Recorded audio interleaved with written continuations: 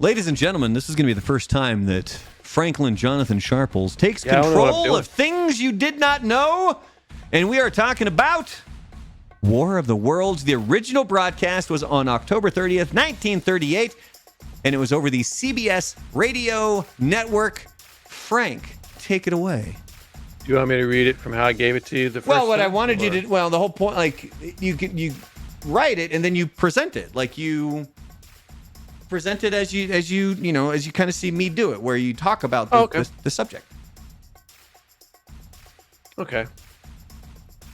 So we are talking about War of the Worlds, 38? Uh-huh. All right. So, see, but I don't know how you want me to start this, because I think when I sent it to you, it was like in different order. So I'm not sure exactly how you want me to prevent it. I just copied and pasted in the exact order you sent it to me. All right, then we'll just go from there. Starting over. No.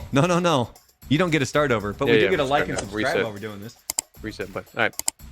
The War of the Worlds wasn't the only trouble Mr. Wells got in with this production. Who is Mr. Wells? About a year before. Mr. Wells, Orson Welles. Okay. About a year before, Orson was getting there. Orson had demanded the character of Brutus in his production of Julius Caesar use a real dagger instead of a fake one, which resulted in a non-life-threatening wound to the unfortunate actor, Joseph Holland, who was playing Caesar.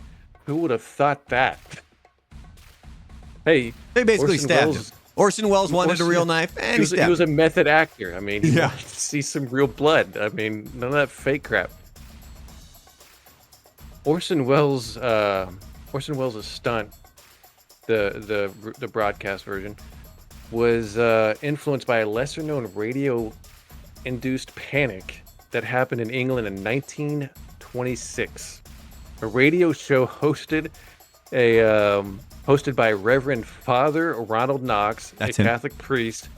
Yeah, way to go, Reverend.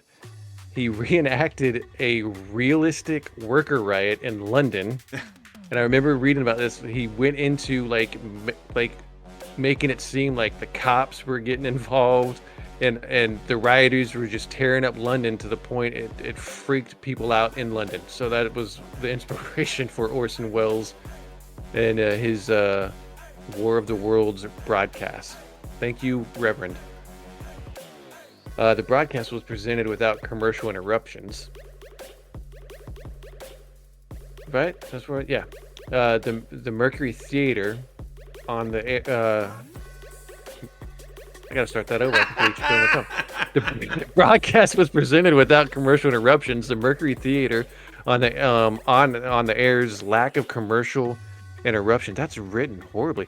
Interruptions made the broadcast seem more. I didn't write it. I copied and pasted. Oh, Jesus, God. Well, okay, so the whole point. Okay, so for anybody watching, the whole point here, Frank, is that you take the information, you rewrite it so that it comes off the way that you would say it. I wrote this. Okay. So yeah, so the theater it had no commercials, so there weren't any sponsors because it was just radio at that time, was whatever. So it seemed more realistic because they didn't break in to go with a Coke commercial with cocaine in it, or whatever all the kids were hopped up on at that time. All right, everybody in the chat, this is where I need your guys' assistance. I want either a thumbs up if you think Frank did great on his first presentation. I want a thumbs down if you think that he sucked. Hey, I'm gonna go with a thumbs down because I don't know what the hell I'm doing. Or, I mean, the thumbs down could also just be needs work. Let me know. No, this is needs work. This is where you go to this. Okay. Well, give me that stuff in the chat. Let me know. Because there is one other fact about this, and I just put a short out about War of the Worlds, and it's the fact that, at least growing up, and even until recently, a lot of people think that it caused this mass panic. Like, this broadcast of an alien invasion, people thought it was real. It caused these just massive panic across the entire country. The reality is that's not what happened. Yes, we have these newspapers saying like radio play terrifies nation. This other one said, radio fake scares nation. Well, newspapers and radio stations were going head to head for advertising dollars at this time. And so the radio stations, when they got wind of what had happened, they over embellished what actually happened in regards to a panic to make the radio stations look bad. They surveyed people back then to ask them what they were tuned into. Only 2% of people said that they were even remotely listening to something like War of the Worlds. Everybody was tuned into Edgar Bergen's variety show. That's what they were tuning into. I do know there was one small town, though, that actually did get freaked out and panicked. I don't remember where it was. It was like one stoplight town, and they had storms that were going over their area at the time. And when the broadcast started, their power went out.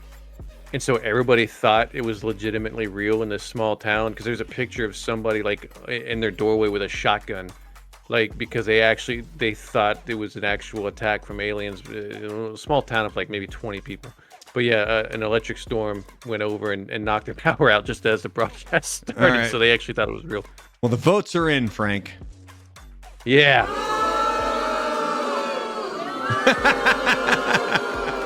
It's a work in progress, everybody. We're gonna get the flow going here. It was Frank's first time. I kind of just threw him to the wolves. I didn't want to give him too many notes going into it, just to see how he would do.